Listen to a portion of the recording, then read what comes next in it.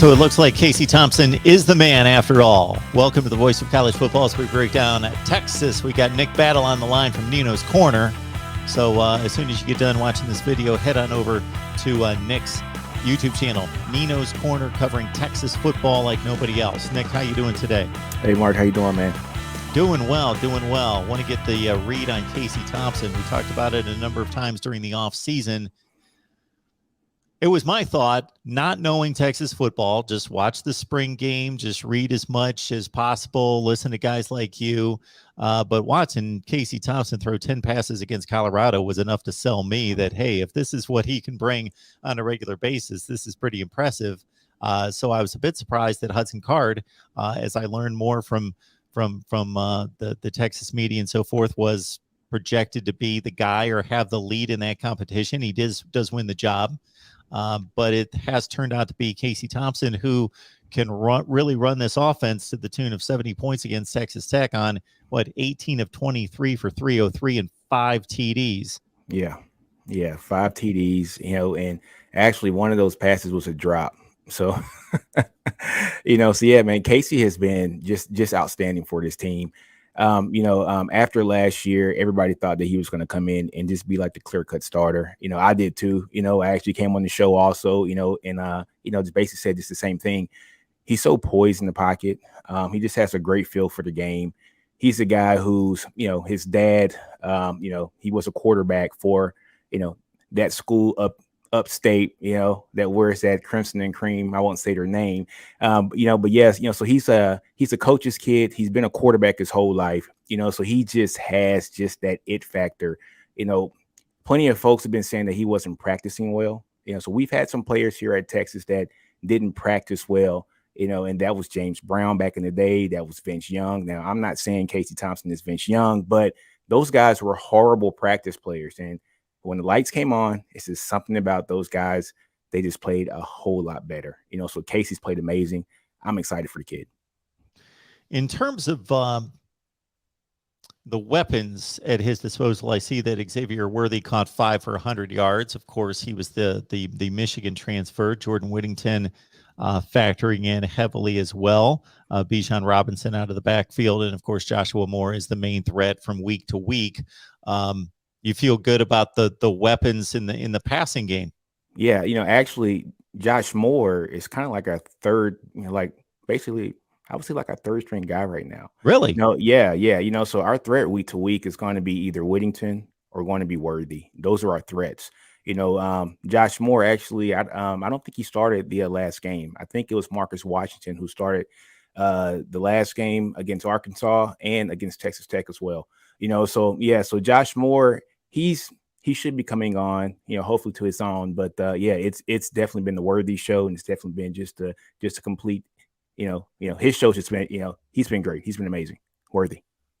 Folks, please like the video. Share these videos out on social media because not everyone knows that we're here breaking down college football each and every day with you. Best discussion, debate, and analysis of the game we all love each and every day. Also, head on over to Nino's Corner here on YouTube to check out Texas Football Talk. When I checked in on the game, Rashawn Johnson was getting the bulk of the carries in the red zone, and they seem to have a good thing working on the ground as well between he and Bijan Robinson. Actually, that is a four-headed monster. So you got Bijan, you got Roshan, you got Keelan, and you got Jonathan. You got all the ons, right? So all those guys are balling out. Bijan's doing just a great job. He might be the best back just in college football right now. Roshan is probably the best compliment for him because he's a total package as well.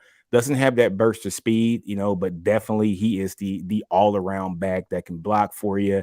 He can catch the ball very well. He is just an amazing player as well. And then we got Keelan Robinson, so he's the guy who came from Bama, and he is the speedster, and he is very strong for his size. I think he's only 5'9", maybe like 190 pounds, but his strength is something that is pretty evident once you see him run. He's a strong guy, but a very fast guy. He just has a whole different gear. And then we got basically Mr. Texas football, who is, Jonathan Brooks. He's a true freshman here, and he's been playing very well. I think he had his first touchdown against Rice, and then last week he averaged around 6 or 7 yards a carry. So he's been playing well. So they got a a strong room when it comes to the just to the tailbacks. So let's look at the offensive line because I'm going to say that the Louisiana effort was a strong one. They took out a close game at halftime, and we expect Louisiana to be a top-notch Group of 5 team. And of course, this performance was impressive, but pushed around against Arkansas, and that's a game that everyone's looking at in regards to, okay, there's still a lot of development and room to grow with this program on both sides of the ball. So your thoughts about that effort against Arkansas, but specifically the offensive line? We got beat up pretty badly. We got beat up badly. But I think I won't say all of it has to do with the quarterback play. That has something to do with it as well. Hudson Card seemed a little indecisive in that game. There were times where he could have tucked the ball, maybe run for 3 or 4 yards. And, guess what? 2nd and 6 is better than 2nd and 10. So Casey is not that kind of guy. He takes what's there. So he took the yardage that was there against Rice, took the yardage against Texas Tech. And he also took the yards that was there against Arkansas as well. So he came in, had 2 touchdown drives in that game. So I think Casey having the just the opportunity to actually run the ball when necessary and also be poised in the pocket has actually just kind of lifted this team, and it's actually lifted the whole line as well. Nick Battle on the line from Nino's Corner. Check him out here on YouTube, talking Texas football with the Longhorns headed on the road to take on TCU. When we look at the defense, again, it's pretty much the same theme as what I talked about concerning the offensive line getting pushed around up front. I'm not really going to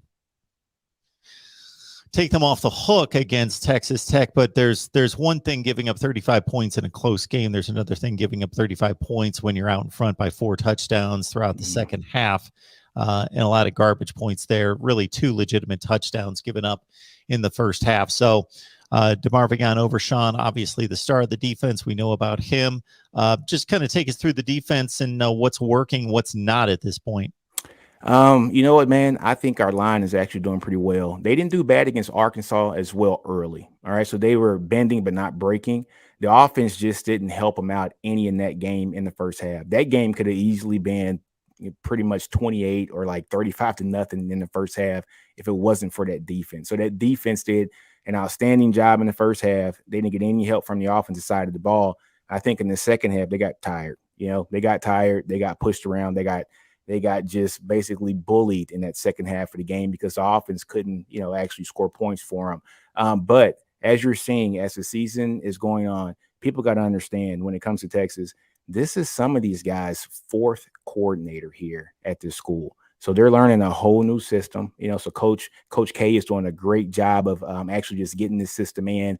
But you're actually seeing all of the wrinkles that are coming out now. So you're seeing Coburn come out and he's doing a good job. You're seeing Alfred Collins doing a great job as well. You're seeing Sweat do an outstanding job. He's a big guy, also in the middle. But yeah, Overshawn is doing his thing. Brockenmeyer's doing his thing. Anthony Cook is doing an amazing job at that star position. So he's playing like the nickelback, an outstanding job. Josh Thompson as well. He's doing a great job. He had a pick 6 for us. Jamison, he actually gave up 2 pretty big plays last week. I don't know if that was just a little bit bored back there because I think the team at that point was up, I think 28 points, maybe 35 points, so we got to clean just a couple things up in the secondary. But other than that, man, the defense has been playing pretty good. Yeah, beautiful read by Josh Thompson on the out route that he took to the house on the pick 6. No doubt about that. And yeah, Anthony Cook with 6 tackles against Texas Tech. We got Nick Battle on the line from Nino's Corner talking up Texas football. Yeah, there's been some good, some not so good to the season thus far through 4 games. If Oklahoma was taking off with this conference like what was expected, we'd be having maybe a little different conversation. But considering Iowa State just lost to Baylor, Oklahoma did get by West Virginia, so technically 1-0 in the conference. So they took care of business. But man, this is now 3 games against 3 pretty marginal, decent opponents with Tulane, Nebraska, and West Virginia that Oklahoma's showing they're not going to be the 45-point per game juggernaut that they typically are on offense. That it seems like this conference race could be a free for all. We shall see. Texas fans, what we can't do right now, we can't look ahead. Hey, we are still a team that was, what were we, 7-3 last year, the previous year, 8-5. We gotta honestly take it one by one game by one. So TCU got beat last week, by SMU. TCU is our next opponent.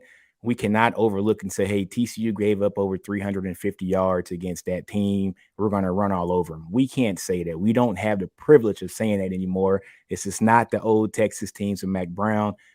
So we got to take it one game at a time, take TCU. We got to go beat them in Fort Worth this week.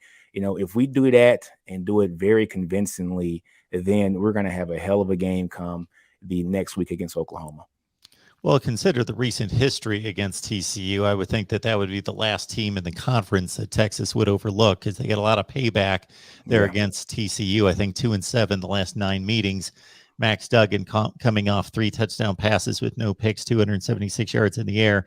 Zach Evans, a guy that we looked forward to seeing in college football as one of the top backs in the nation, hit up SMU 15 carries for $113. So yeah, TCU.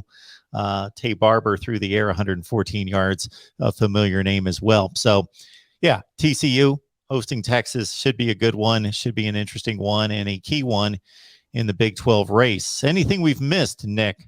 I think we talked about it all, man. I'm just excited for this team. They have, 70 points is a lot, and I haven't seen it in a long time here.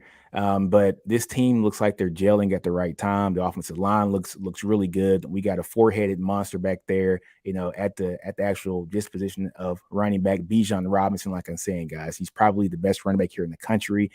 Casey Thompson is poised. He looks good, but it's only been for 2 games. So we're going to see how all this goes on for just the rest of the season. But I'm excited for the team. I am. Nick, we appreciate you stopping by as always. All right, man. I appreciate it, Mark. Thanks again.